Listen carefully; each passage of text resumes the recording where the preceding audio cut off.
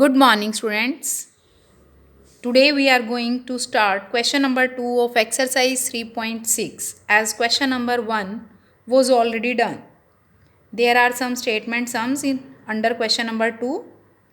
First one, Ritu can row downstream in 20 kilometers in 2 hours and upstream 4 kilometer in 2 hours. Find her speed of rowing in still water and speed of the current. Before starting the question, you have to understand the meaning of the words given under this question. Here you have to find the speed of rowing in still water. It means कि अगर हम still water में जब पानी की अपनी कोई speed नहीं है तब हम बोट को चला रहे हैं तब स्पीड क्या होगी बोट की and speed of current means जो वाटर फ्लो करने की स्पीड है that is speed of current. तो जिन दो चीज़ों को हमने फाइंड करना है we have to suppose them. Let the speed of rowing the in still water is equal to x kilometre per hour. Still water means जब पानी बह नहीं रहा है वो स्टेबल पोजीशन में है. And let the speed of current is equal to y kilometer per hour. And Ritu can row downstream and upstream. There are two words downstream and upstream. Downstream का मीनिंग है current की current meaning flow of water और boat के चलने की direction same है. Downstream के case में वो दोनों चीज़ें सेम डायरेक्शन में फ्लो कर रही हैं और अपस्ट्रीम के केस में बोट एंड करंट की डायरेक्शन जो है वो डिफरेंट है.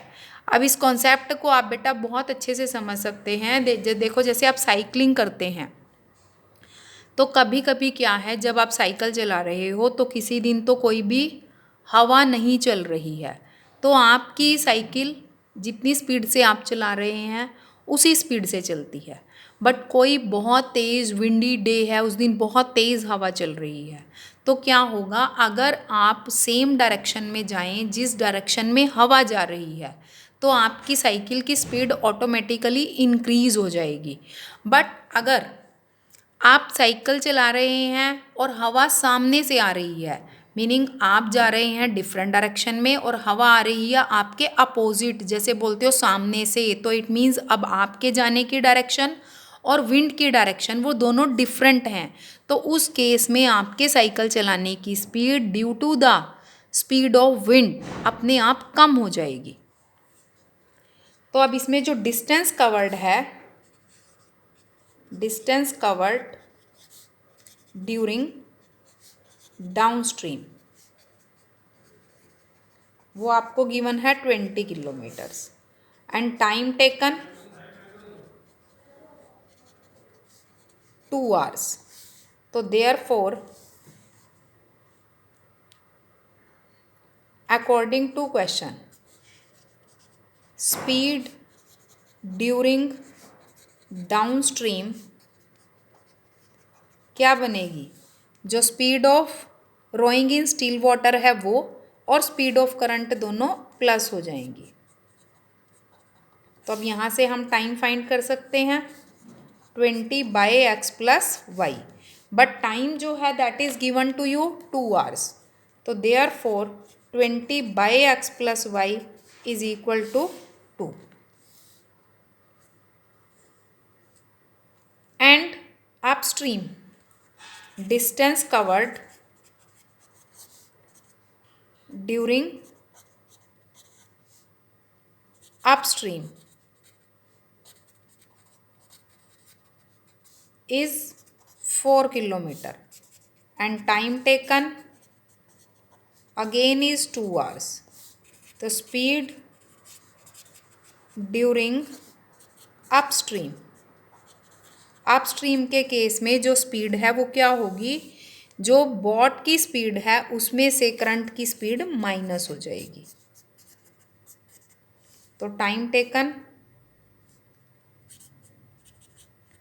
टाइम के लिए फॉर्मूला है distance over speed 4/x minus Y, and ये टाइम इज इक्वल टू आपको गिवन है 2.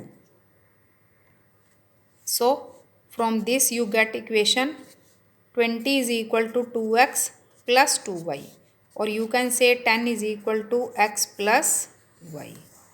Similarly, from this we get equation 4 is equal to 2x minus 2y. Dividing by 2 we get 2 is equal to x minus y. Now we are having two equations, equation 1 and 2. On adding these equations we can find the values of x and y. After solving this, you get x is equal to 6 and y is equal to 4. So therefore, speed of rowing the boat in still water is 6 km per hour and speed of current is 4 km per hour. Next question, question number 2, part number 2 of exercise 3.6. 2 women and 5 men can together finish an embroidery work in 4 days, while 3 women and 6 men can finish it in 3 days. Find the time taken by one woman alone to finish the work and also that taken by one man alone. So in this question, it is given that किसी काम के लिए 2 women and 5 man को आपने लगा दिया, सम embroidery work is there, और वो उस काम को 4 डेज में कंप्लीट कर रहे हैं. कौन कौन? 2 वुमेन एंड 5 मैन. बट अगर हम 3 वुमेन और 6 मैन्स को सेम काम पर लगाएंगे तो that work is finished in 3 days, तो वो 3 दिन में कंप्लीट हो रहा है.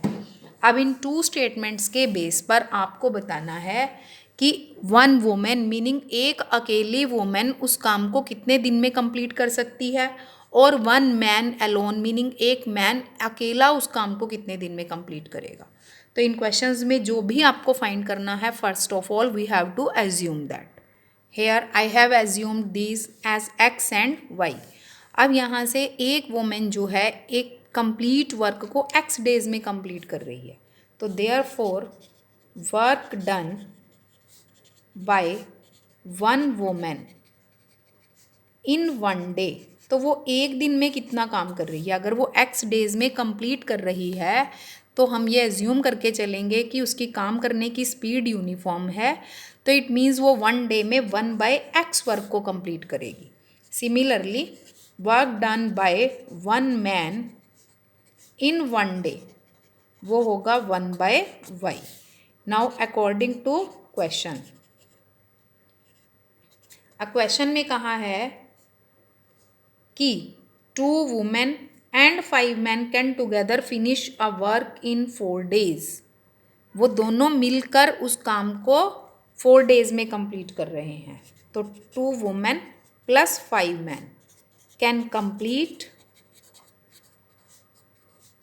इन 4 डेज. तो therefore work done by 2 women plus 5 man in 1 day वो क्या होगा 1/4. ठीक. और अब इक्वेशन कहती है कि 1 वुमेन 1/x वर्क करती है, तो 2 वुमेन ने 1 डे में कितना काम किया 2/x. इसी टाइप से 5 मैन ने 1 डे में कितना वर्क किया 5/y. And but according to question this work is 1/4. Similarly, we can form second equation in that 3 women meaning 3/x plus and 6 men 6/y is equal to, they are taking the time 3 days, तो it means 1/3. अब ये 1/3 क्यों किया है? Because this is work 3/x is the work of 3 women and 6/y is the work of 6 man. तो work plus work is equal to work होना चाहिए. अगर हम 3 लिखेंगे तो वो तो डेज हैं, तो 1/3 is the work done by 3 women and 6 men in 1 day. Now you are having 2 equations and you can solve them for x and y. Again remind question number 1 of 3.6 part number 1, उसमें हमने क्या assume किया था? let 1 by x is equal to a and 1 by y is equal to b. Following this pattern, we can solve these two equations. Here I have solved these two equations for b and I get b is equal to 1 by 36 and b was assumed as 1 by y, so we get y is equal to 36. Now putting the value of b in equation number 2, we get that a is 1 by 18. So x is 18. Therefore, time taken by one woman alone is 18 days and time taken by one man alone is 36 days. Now come to next question.